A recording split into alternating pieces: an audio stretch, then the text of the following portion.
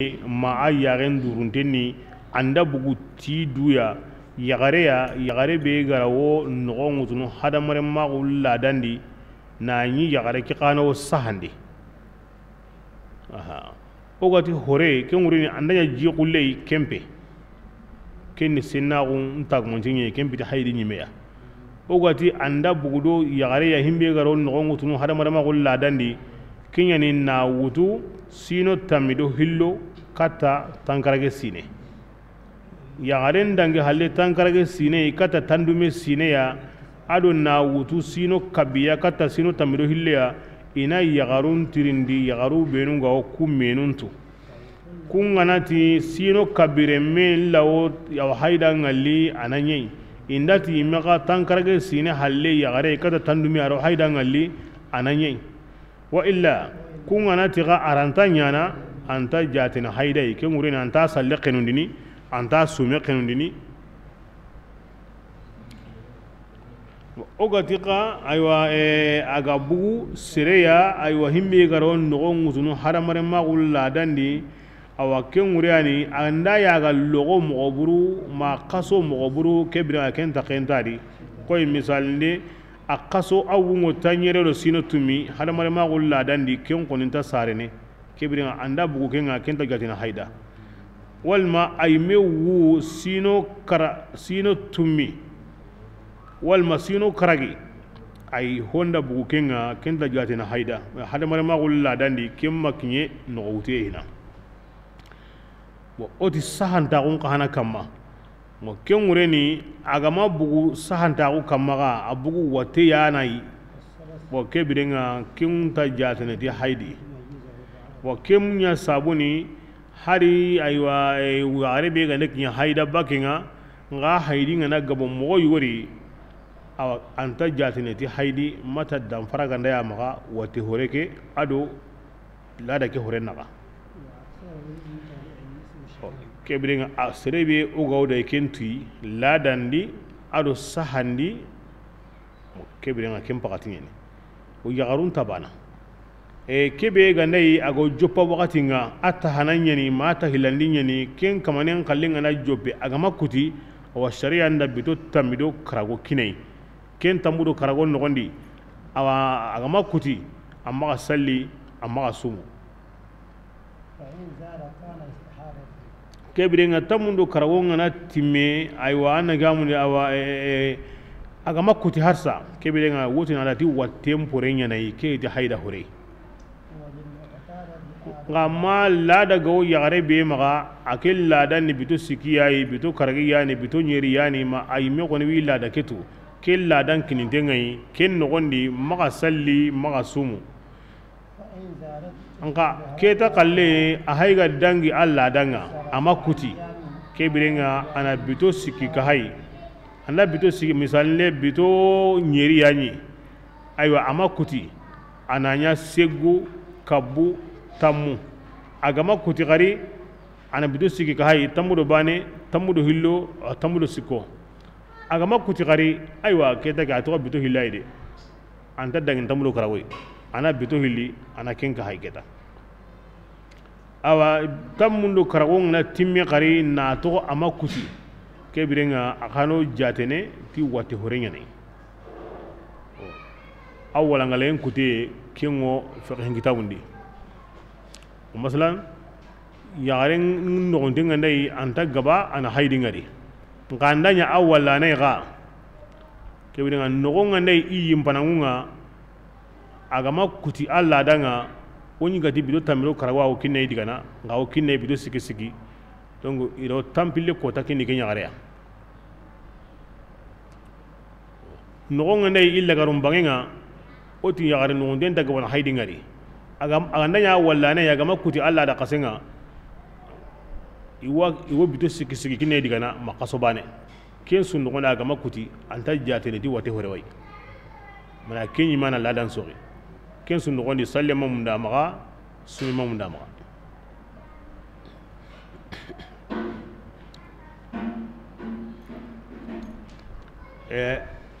honun kallengo kuti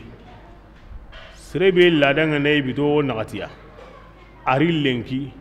akuti amato kimi ari kota akaman anda kuti kota be an yanki an salli an sumu andari kota be gari ana awa sumen to kono ana sallen to kono kendi kota no kube awa kono likendi ana ken ka huma me kunga na timme alla danga anda kuti anyime agama kuti ga ana horin kota nun ka huma me ya maga timme bito tamido karagoya horelli kota nun aw sallen do sumen to kono ari kota mbalinu aw yankini kendi aw sallini kendi aw sumini kendi nga ho gabe ngana timme na to ama kuti harsa aw jatene wate hore dungi harsa nga bito segindaro hore harando hore kurumbandaga kebire nga hillandi ka aw jatene iduram pore jopanteya akella dani bito nagati yayi bito hillinya kento kimi akuti ala bito seginya hotana mari humbe ndari kempalle kengo jatene hukurumbai kempiti ho kasenga kadi nani bito segima warido menaga ngalla da kasemma timme daiman awilla da ke mundunu hore dinte ndogondi bismillah nisa'ukum di aga yagarunga harsun kunni sogo dingiranye lakum an kunyugu dangani fatu kebrenga qari harsakum aga sogo tenunga anna mogosu shi'tum kingara aga kanu lemme sogo tenni yagarenye a serema lemme kita hina nani yakenta maga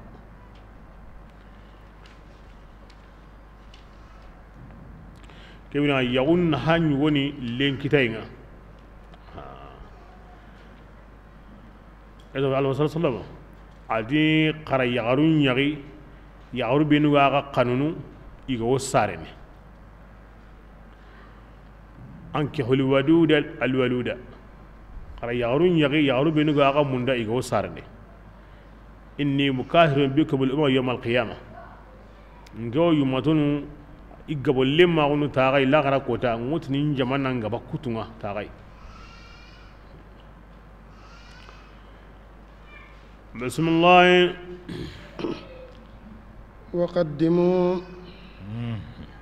وقدموا أغانك وكبرين أغان كندني أغاين منو دغاني واتقوا الله أكلوا الله يدي دي أمرين ينين دي أروحة دين تقندي واعلموا أغاناتو أنكم ملاقو أغان الله جمال لما وبشر المؤمنين قاسلام نغني يغالين دي نندي أرجان وكون كانه منو كانوا الله يمؤمنون كانوا الله الله كانوا الله annatu Allah wankane ini baka baka ndenge de hada wa'id ka kanu Allah annatu Allah wankane Allah subhanahu wa ta'ala amma mungu islamin nga honsudi wa qaddimu li anfusikum angane golle sunyana ma mungu kumbani de hoygo warandu kane ke mo wan hari kapalle ma on pagati tan ma mungu de hoygo warandu kane kini mani kapalle ma on pagati serebe ga nadni bismillahir rahmanir rahim Allah o kisindi shaytan ya anga worni lemme be kinoyi anna kisindi shaytan ya kem pay golli khore na ha khore anda warandu kane te kamaga mungu na ho waraga dukane ke wakati na ho warandu kane kengen bismillahir rahmanir rahim Allah o kisindi shaytan ya anna shaytan kisindi lemme be anga wor anna lemme kisindi shaytan ya anga worni lemme be kinoya ti sere ganda kekko Allah ganda lemme kinanga ke lemme wutangene shaytan ya kinin ha korea wanna habe ga wono kare ke lemme be hake aganda sare maga kara anneguye wonneguye kimbaraje mo sahene habenda ginde kenya gara koni aro manda ginde kenya gara koni wa anfasu auladihi wa kellemme ga lemu be no hana kita anya limpa kasuya kungarin tawoni nanneguye neguye nya kimbaraje mo sahene ikisma ari mama aka hitindi na wutu kunga malagara kota ho wanda buyidi wala waqaddimu li anfusikum golle tugunane na haqore bismillah ولا تجعلوا الله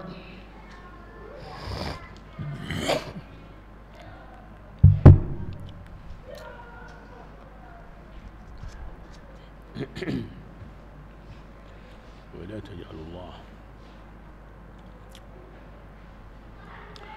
يا سيدي قمق أو الله كنا ينيا وردة قردنا لأيمانكم كنا يندي قمق أن كنا تعلم ما كينيا قردنا قردني مني كبندانا أنك أو ما الله ينيا ما الله وران ده سرنا كنا نتكينيا أنا أيا سرني أي ما كنا نوكينيا أنا akan yayin sirehe kune ke sabura na guli bure kenya ay ma kenya kune na sirenga law sirin yayi nan pata ho bure bismillah أن تبروا antin kuna ken sabura antar ho sire kenya kune en sabura ken di anda Allah nya qorodenga watattaqu man aw kune en sabura aw ki Allah kanne aw antar ni kenya ko sire ñu wañi allan kan ne ñen ngan kuna kinya har na ngara kinya mbala ko sisa ay kama kenya wa tuslihu makune ke sabura kinya wurni do ando suro ye ke naga bayna nas rundo me naga ay ngin ta illa kharno kiri khari in si heda ga baten konto wallahi ta ga sene kiri khari ay sihe annaka faram bundi والله الله تعالى أياني دعامو مكاننا أياني أوان كامني لحالن توانا كونين باي كتاب لغرام مغنكو أو كونين يانا لولو هيمبنو نا أخوسا غلا كم بلوغو هنا كونين يا نا حسيرين يا نا الله كان نيا نا سرون ديا ما كونين يا نا كونين غراندو الله كان نيا ando سرون دين نغا ando باتيين نغا ما كده بري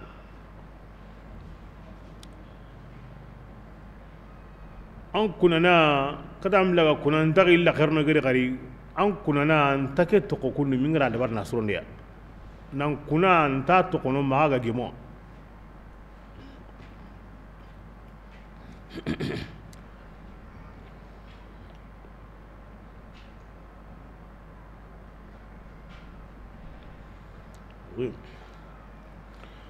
kunai aw ngenati Allah subhanahu wa ta'ala atogo ado amman kuto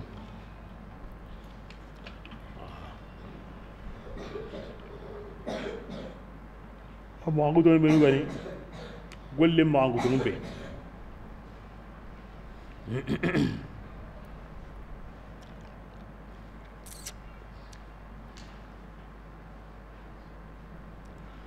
me kuna mo hosre Allah ya gara kin go daga ne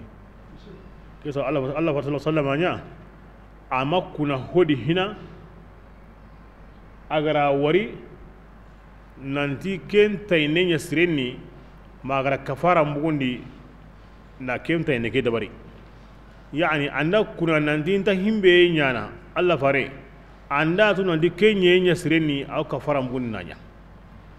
amma domi ko na hina nanti wo hoyu nyana kem palle ara wari nandi kenya en sirehe agara nyakari aw ka faram gunna to kono na sabu aya ne kenya ko ni ma kuni ngara andu husre na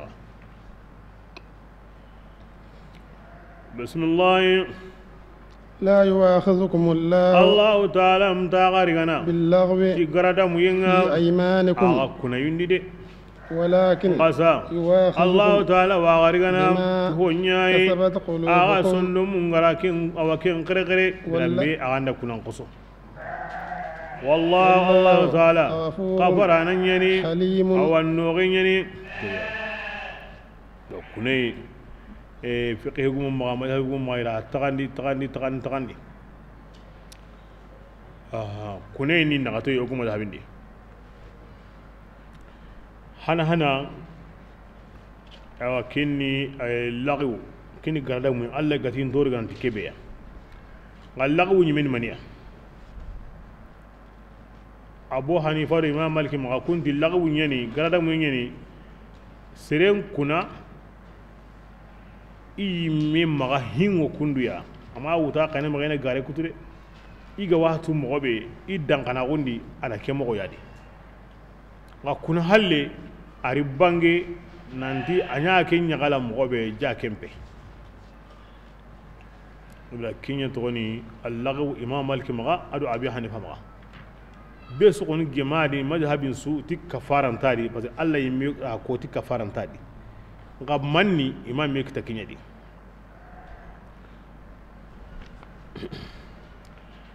amma shafi ma kem magallaqibun yani an ganda futu kuna kebe ko ni amma wuta kan ne maganan kuna akem maga kinya ni ago wani magalla kempe misalne idan tirni hulani wumina anti au kan ngoni an wuta on laqina ataku kapanga aga dallata wono nan dallata wono an genta wono dallade an kusa ga kuna anda wono kuna ga sawra ta ko ama bugu ken bate aka mallinde bay bakalu selangarni ayo andani serero sirungo samado serebe na nan kaso ke ta tahanai ata hilandi he ange ngatu aganyi me watu ira mun nan bana i hatumu wannan bana i inda man nan bana sirungo samido me na nan kaso kebirin okuma ken laguwa amma wuta kan magana gare gudu ke menu munyana iru men har ke gahe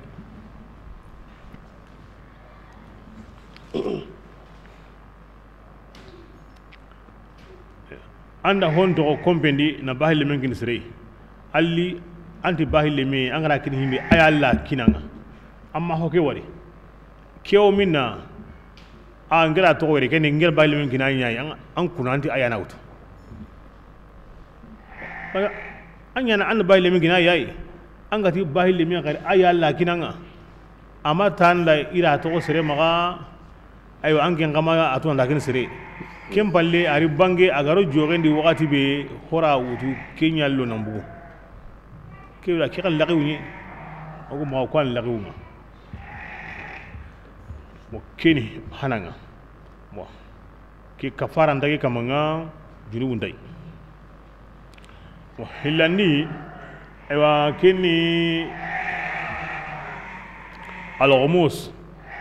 na wuta kane magana kuna garen kama anyi me atu garin yani na nan kuna ta Allah yake na gumusun ke kamanin ka kafaran tai na sabunya agara kebe ya siza idi al-ghumus ti atuni jahannaba di yani agara junubu ben ya siza kafaran ta suruna maganta antubi ndara ke wara nta menya na nimsadi kempalle an qoronta kafarada kidi kuna hilani bo sikando nagatandi kunya kafaran baka kenni man aqada ala birrin aw ala hinsin an kuna ntakinya na bo kenni birrin parce que honya mbala gunya ni aslinga ntabakaire ntara duru digambala wu aro nyambala ken laslinga ho gani kinga wondi kenda ala bir ba ngana diga no ma ngana ken ponya ke biringa an kuna en kosi bo hinsini himbe mangaranya mingara kenya minga diga duru bo laslin ni himbe ga lasli ya fara onyen atu minga diga koni am ko ambate yari mingara ke ko ke am ko mo yari wo mingara nya an ana kontanya na kenni an ka faram goni mingara ke koni amma kata koni aka faram goni kenni man aqala al birri wal hins birri no hins yi difference ni kenni himbe anya nde mangi ngandanya kenni birru himbe ntar ni nya mangandanya kenni hinsu ko ni kuna ngati bane kafaran tay junubun tay bane su junubu duro kafaran tasrono mangala tubi donc hillo kafaran ko kuna en kafara a warni kane wana ko ayanu binuga ko sisa alla da hiya kuni ayanu kudi anganda islaminu nya hate bane ngwanyi ni ku watu musliminu patendi ko ngina sabu ina jaman kacenga sa na olla hundi na konna ko lolo menaga ara wutu mani konci aro dibambunde kem balle aro kore nogondi na ko ina di kore nyani sogorenga na kasiren taga na kunda siren taga na debe siren taga akatene mandi kore sire yugo sire hina aro yakar sire hina kunga nasuro kunga suro no kunga masuro asuka mandengo bonno debira kinya sabuna ana jopa yugo ngan kaba yakare be yagini aro yakare ngan kaba yagini yugo be ana jopa kenga islami yugo islami yagare nyagi islami yagare yagi islami yugo nga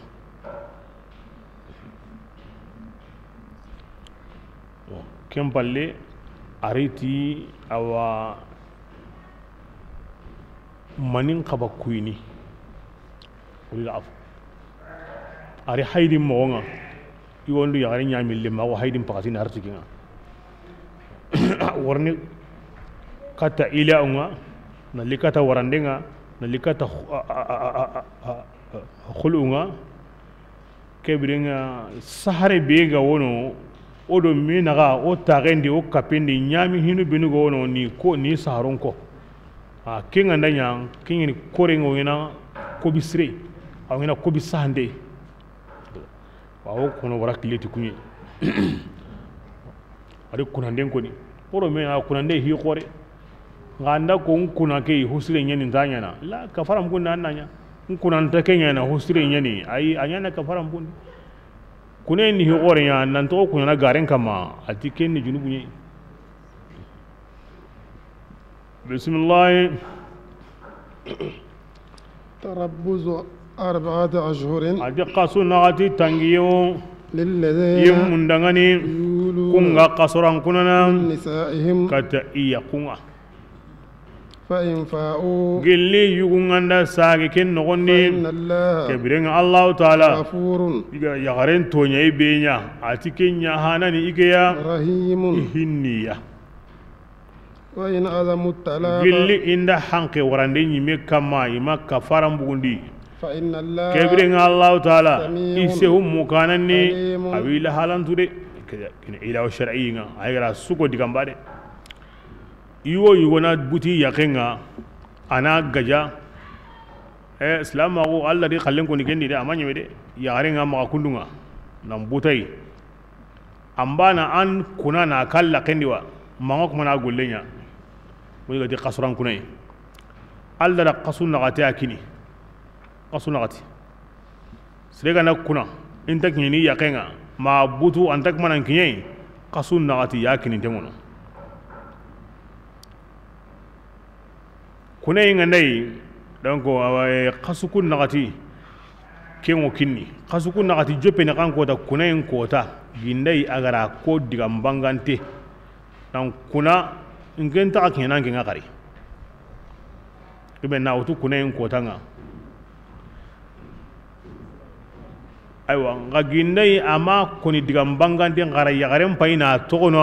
abutunde ngai yagaren yimi ngana diga koni kitiranga nkina nta kinyini nga koy kebira nga kine nga akili na wutu ken kotanga o qasu na atikinne o kune nya gande na wutu kune kotanga qasu na ati ken na timme aw khilli kitranga bo kune kafara mo ken bugundini nan kiye yagarenga anga makenya su kebira nga yagaren ya onkuti andari tokono kunu ngatangen kula yagaren nyagara koni kina butundengi nga aywa ila kinen kri kasno ati kinne aga timme ay donc yagaren nga nara timme anda kira ga makinye kebrenga arqa wale igana sage na kafara mbundi kunana ke himbe ga kunen ta kinye kafara nga nabugo Allah ta ga yagaren toro ne benya ke wuce no gondi ya hekendi anaya warande nyime ga nyime ala kulli hal ni yagaren pakem pasani antari tokono kullunga koni tangen butai manan tokono kullunga tangen kunanda ngene la ati sisa ma husren tokono tankuna kibe ara joppa ke hina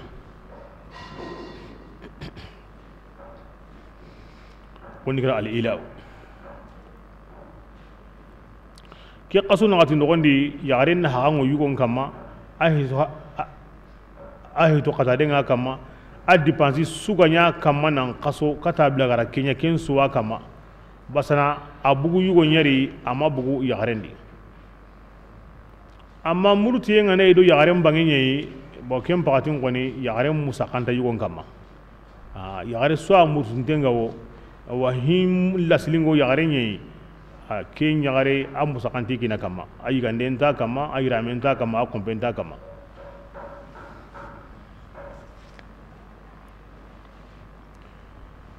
bismillah والمطلقات ati yagari ngarantonka يتربصن yagaru beno kina gari wara kenka kite adi yagaru ko intangindi بأنفسهن idu ya imma yagi yoyi warandenga nanya imeni duriga nan jatem bundi ثلاثة قروء aywa qura'unu siki qura'uni kankai haidunu siki wal masinna gonu siki diga mu hilwo la alimunu lo menaga aywa alla qonti te qura'yu siki yalli qura'ike haidinu sikani wa masinna gonu sikani wa qawlan kin hango baka yagarebe akinara wara sinna gonu gondi ari haidin ngari sinnago ke halle ari sinnago hana ngari akinda ni awore sinnago nyadi ari haidi hillandi ngari ari sinnago hillandi ngari warandem palle kem palle ari haidi sikandi ngari imam maliki maga shafi'i maga ahmadu digampana aywa adiga kinunda na sabunya gara hore sikandi ngari bane anyeme basana aware na to senna ko nyugodi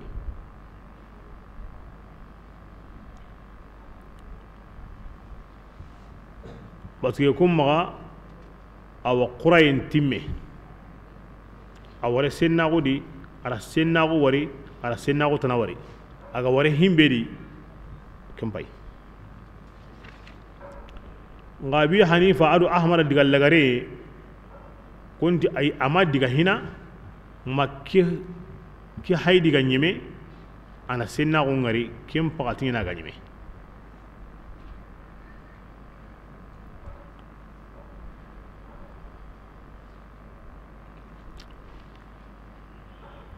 yo honuti minu gadi senna ko ni ala senna ko sikki wari minu gadi haydi ni ay la ma haydi sikani ngana timme do amsa aw bangani yagari ari himbe ga wore na to senna gondi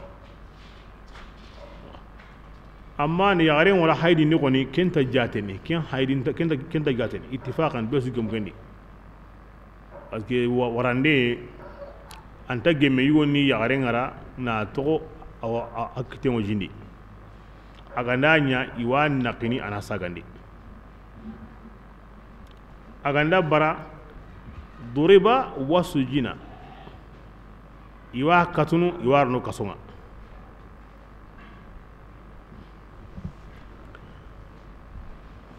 ngama kitinga ndajidi walma aw amakin ya haida walle walma dangi haida walle da walma an kuntinni iwallo kin walla matasha ngama nda warana to haida ni iwa jako ana sagandi aganda sagandi kebiringa anda sinu anda bangga dengan ni ina wara ana wara ma bangga dengan kanyime ya garin wara mo talaq sunna yani yugo ngane yakin wala anani asennene anani ga go sinna go bedi akim makkinya ken sinna go hina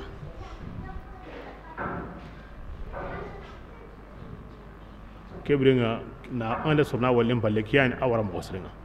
me na wara haydan di ken paramtini na wara sinna go be anga kinya sinna go be di ken konintini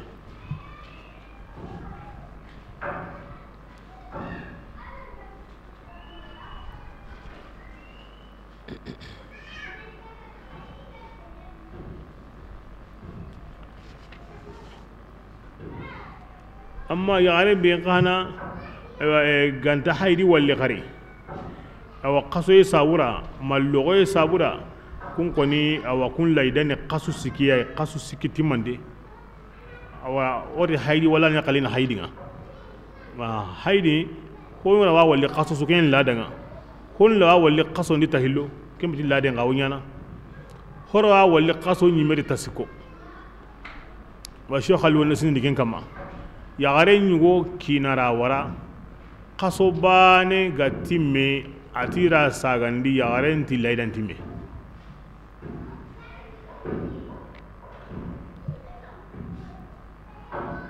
ata da ngani gari wara kenda ni sene na gari wara bane horelli aywa kem palle bido tamiro karago a horelli bo kem palle bido tammi gari horelli asu ara shedan ko yiya bura kem bagari ya garun tirni taraw nyana anyime qaso ken ladanga nga ho qallo ina qaso ndi tahillo horo nyana tasuko yime ho qalo nyana qaso li tabana yime na to ko ni a horeri wakati nga horen pinya o hayni sinna gon be gan tegem pakatiya qasu sik ya gari no den gal laydan ya gana sare wakati kebe kin warni makani tumbarun kallin ni awa sinna gon hilli sunnan da ken ko ken balle kun kallin mo on ta qur'ana ni بسم الله ولا يهل ati amadiga yagari ngaranton dangani ina hom mugondi Allah taala gara kentaga illen kandi andani isikaidu maga ina ko nan disikandengi no maga ma mugondi de kemballe anda ho yana ngi ngalle meki ya wona su nyami anga ma ko tan don tenni limi ngana sare kine kurban di qalle ho qasenti qalle aw anda hikin limi nga ken bani aw haydin ka Allah ta ho nyani nogondi agama timme angen ta timme parce que anta mun nan yagi go kay atira an saga ndan angen tan paydin timme ma kenya mante amma timme akatimme anta munda awa nahinya mo yori angen ta matimme na ya timme ma kenya aga na ya nya mo be anna ya ko ni kini dundenga on yuwai Allah ra usuna kini ya garenga ho nda ya gabu na yi mahalle nga sunna na yi kama atora nga yi kama bismillah ati yangarun gandani iga tumondini ti Allah bayna kunga ado kotanga ngani kota lagarenga imaga mbondi de hingane mo bayna ko وبعولتهن ati yagarin ngaranton kinanu أحق iyam paulanta ti sagandengare في ذلك iganda bangandi fi zalika dugunde ke wucendi gara wakati be kini yamma yari yugo ke nogondi awa ken wucen nogondi annan kina dano andati wan sagandini an karongon ndungeri ballentadi anyime dungeri am ballentadi hutampo kurbantadi nani wakati be ago sagande nogondi bismillah إن أرادوا lilli inda lamuru Islahan. nandi wosrondi de nyana odo kenyeri umati ana sagandi na bonondi de na metoro la darara wala dirara aha sagande mo gemme in aradu islahan bismillah ومثل الذي adi wa mithlu alladhi atihum minhu لهن ay yagarun la ikinanu kamma عليهن awa himbe mego yagarun kahana kamma ikinanu dangani بالمعروف ti hotintenga azim Allah subhanahu wa ta'ala aran kidgan koni mo ken uslubu nyugo yayi yufidu tadakhula والتقرين والمماثله kiwa kwa ndi hinu kusu nyaminde nyawo medi ito kinte nyawo mei isuorno media yagare daronta ko yugo maga yugo daronta ko yagare maga inati meya iworono medi iwoto kini mei inta sorno me halle wala hunna mithlu alladhi alayhinna bil ma'ruf ke digan kon magan uslubu badi' ke kon se mo aram kan ni ken kon mo kaba konte nyemo uslubu hongo yagarun da yake nanu kamma himbe mega o yugun kada yagarun kamma o na to na ge koni o yugun ono yibe khaliya koni hina daiman wotina awa ankina hakiyan kama ankina hakiyan kama mi alla jabati yagarun polai angana hadi yugo hakku yugonu wada yagaren kama koy soronde yiregende sellinde kundi menu gilli kanno ngollunga yagaren ka hakku yugo wada ngani yugon kama koy an haga a heto katade an toga koyni yakenga tiwa munda ado kentana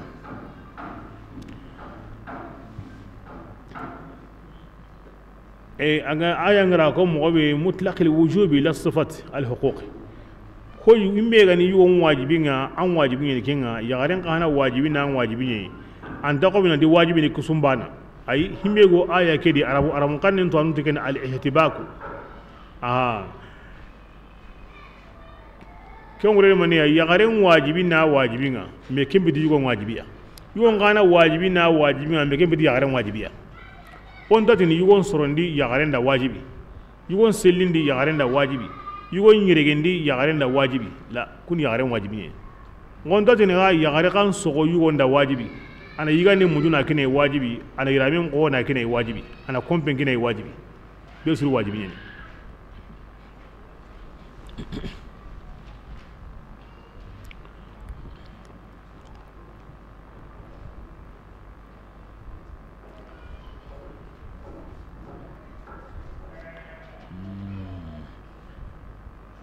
so khalo na sini di yugo awa kama ana yagare nyiganden kinai ana menijin kinai ana sorondi ten kinai ana dari ten kinai ana magangeten kinai magangete be ago tor ne tiken tokenga mullendi ga irame ana ken kinai jeberendi ana jebren yiramen kine nga mulle kuruma nganda mulle qasen kallenyino ho kuruma ma wajibi jebere kuruma ngana jebere qasen kallenyino ho kuruma ma wajibi bugu yirame honu tikini wajibi ya yugon kama jaman kota ndai baga hontilla kinne ya garenyi ma kama nasindi ya garen sahare ma wajibi yugon kama bil muqabil digami be ken jongo le mawnu bo kenni hutampo siginte go ya garebe da anda kanya kini hutampo nga manda na ko nyakine manda mobi nu nyakine kuni hutampo siginto yi li tasmir ngun ha daiman hoy gono ngangara hutampo be kine angini me watu hade ko habani gorna ngaba kenga on ko ken jarana de ken jarna nan kama wajibi ma jarna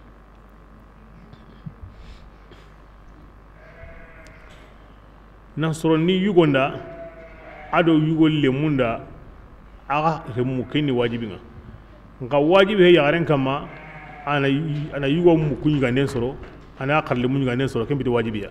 kini suronta wonye go kinyana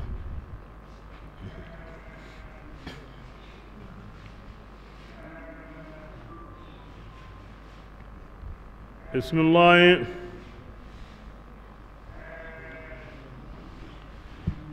الطلاق adi warande be sagande ga kem palle مرتان kem pay ta hillo yayi ndangara ndan sagandi nani qaso nani awa ida matime ndangara ndan sagandi ida matime ken ta hillo yayi فإمساك adi kebrenga hillo ngana time kebrenga yuwondo yagare me maray nyani sade بمعروف تيم مغسرين لا ضرر ولا إضرار أنغاتنا مرا تألا فردنا أرو فارين سننا أو تسريهن منا كتشين يمي جنبا يميغا تيم مغسرين أيبي يغون أسلام عندها مغنو سكا كوني يغوندي أدونغي تهيلونغا أما دونغي تباني yagaren na tigiti ti mogosirenga wal magana waraga awati mogosirenga na tigiti ti mogotuindenga mana waraka awati mogosri amma warni banen ko kane fatazaruha kal muallaqa la walakin ko ya gosre mana pati me mogosre daga ngana me mara na me toro la angin na hantadi akin na hantadi lemu be ko na ngite na hantadi dar ban soro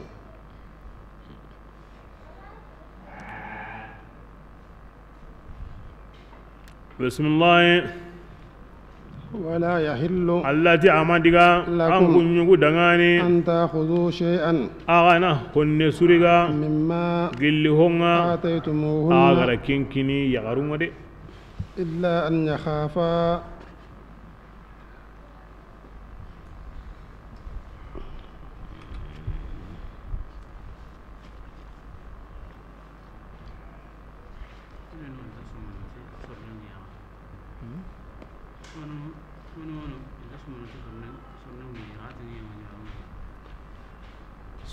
sumen babun dangi daro mai yawon sun yana ti yalle yaro benin go balla sumunu ti sornen yi kuma ga wala sumen goni daro ken gona di kema gode sornen yi nga ken ta sere kabana ango sumun masaha nesiliken kama ngoterende kille kama nesiliken kama sehuni woni wala alimun laken kinga awa honi rondi suma nundi honi bugundari hona hobuni hona horondi komi o hay wakati bedi so wakati nyeni yalli sisa an sumu non ndiga so wa man minnya an sumu non ndiga so an anda kondo an akutun an sumu non ndiga so an anda kondo an akutun na sogolungine ñankandi basa ora gunendi la terende mbe gani terende nga allo kota di an sumunan kara an gana giri terende sabura ana lunganda ana kutu manda kota ana kutu la terende nogondi sa kebiri ko an terende di bati kebiri nga nyime nga ma golli wakati nyani na sogolungine ñankandi ken sabura ayi aw sumuna nandiga angana konto anakutu amma sorende nginga ken sabu Allah nta sumunu ken wonta ken tarime sorende nginga nta sumunu ken sabura ken Allah kuto yang kembang ken Allah ko nan kembang ken dagi mi qatan dagi amma hatandi wakati nganai so hongo manam bono akinya halle wo diga mu hillo kendi honati diga a dabari sumil la kawara hoti ay to am mo kasakedi sumu anan diga an anda konto anakuto asronde nginga ay kenta gemme ma sumil la kawara ken sabuda an worno hadise no ngondi serebe ganda ko tabane wara amidan mutaammida na wuta kanemma tarra suhe ta'wil suhe harangan da an wunsu su manta tukana shari'an wani wata ne ko tabanin da ya ko tabanin sum duhil da hillu sum mina wuta kan ne maga darra suhe mana sun ta yamma ta'wil suhe nan bara sumunu koy soronde nganta sumunu ken sabuda ko tabanin ko ni wo ashari'an boten ashari'an boten sutun nga fil haqiqa haranga da ngundu su manta soro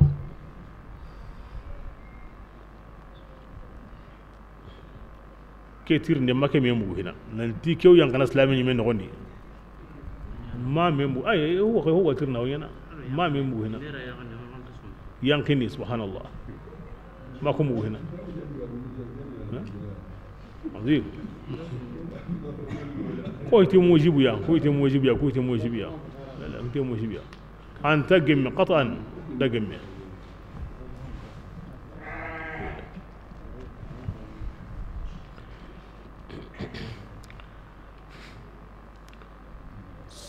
darra suntano mujibu suntano kinga wadiga ni serenda tinga ne soroni na masum wala ngane yangani na masum kentan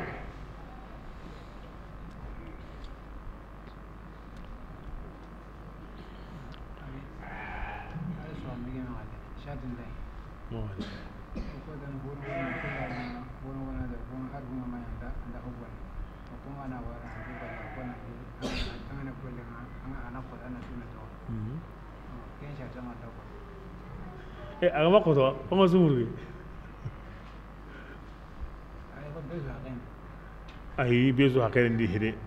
ay oro himbe nu gana nyanu nyime aya anyanu nyime amma sala ne ga muni awa ogati ango sumun nan diga anda koto anda ga muni anna sumun kutu bo kempiti so ganyi mabani ho nga sima har ho gantanga anta so anta gunedi an kon do sumen timani da qur'an kitab mo qur'an kitab nga kutunu bon nga ke dange nyime ke sabu dange awa anna diga gunendi pa sita ndo ko tanna kutu ange nyime kanta ho yana yime anta bulu hilib gunni ange na sumen ana kutu ken sawura na sabu yang ona kutu o tambi pasa usawa lemun min go ho yana anna sumu kutu mpangan la kurazen gidi kunga donc on taro kenga non on taro kunga oro himbe nu ga diria agar himbe nu diku nga osu ona sugure nyiga wanda gunendi ange nyime be ga ni khirsenga ange nyime ta hari golle nyana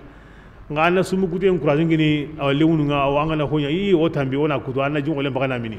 wala za ku garo sagono mo wenanya la on taro kenga hoko yime hoko mun kida besu yime nyongi nokutu aga worna maganga aga kita aran tampindi dakundan kita ma hoyndan kita donc sumu gute ndiganda ngira sima hari soge ha diganda ikiten kida ni kiten kini yime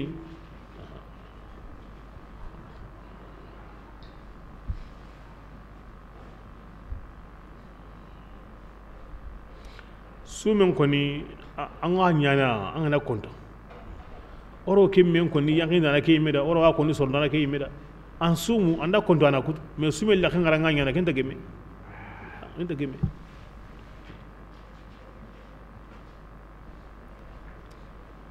bakanta sogen darra aro yangina darran tabana sogen ni wakati ay me yangin danga ba yangin lengi ko riye wono amo yangin dikendi ko riye wono antanya na hoygo yi anga ma yangin di idarran tabana ken difference ngi do menaga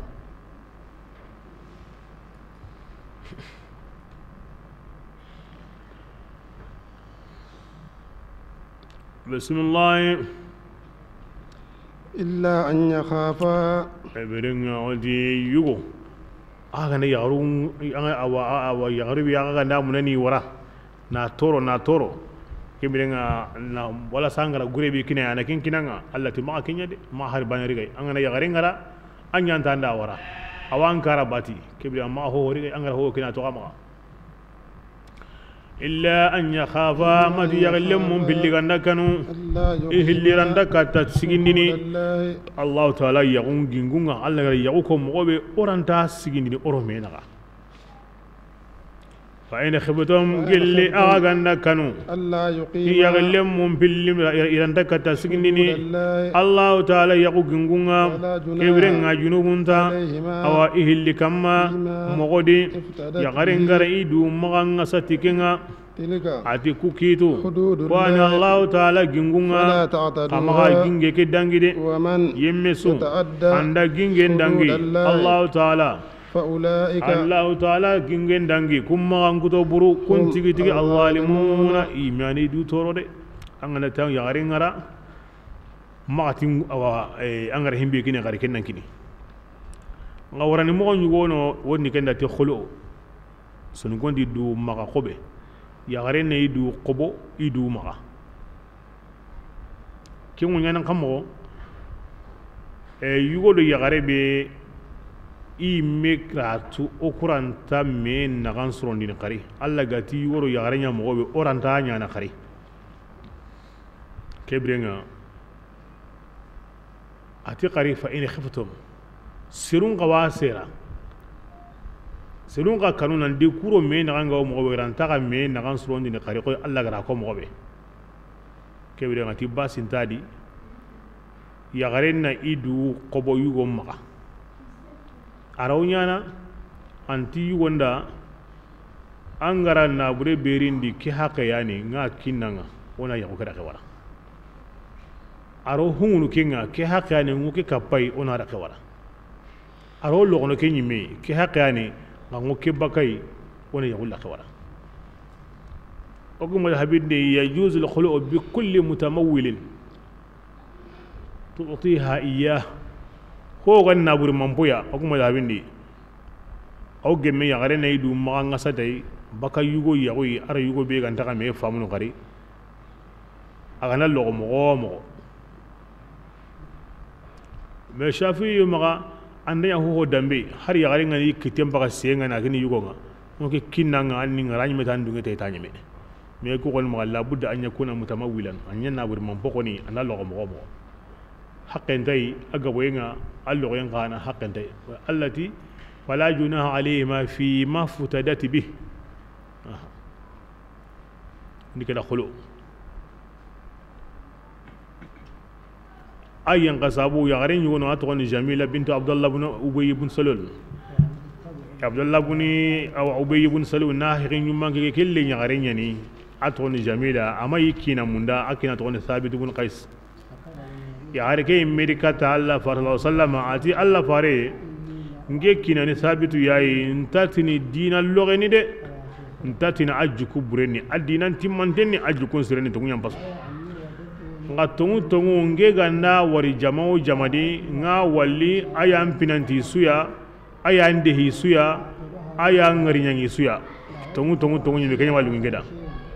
kebirenga la kanda aywa nge koni do ke yugo yonkola tere bane kama kenta kanyana karabada basana maningo ke koni nta kahira on jukumun la salama gondi ke ngureni lawin to qama yugo be galina na kita me ken kahira on jukun nda kenyana nta to qama wanta gulli burenyana bakebrenga alla faranti ansage hina gembal aya nyanka aywa keda digebrenga kunta ge mehiri khari ya garem baygra famu mogobe e wala wari dugilo ndiwa ay do qur'an ni diwa ay do haram paroni diwa ay wa kebrenga kenta asurro khari kebrenga alla farenda akri dan digebrenga ay wa alla ti ago kemo godi ala yuwa ngakri ay wa annandu maganga sa anyi garan nawo nyakini ya gareke hutambonga ara nawo ke saga yugo nga atan nawo mutuni ndugutu igema danyime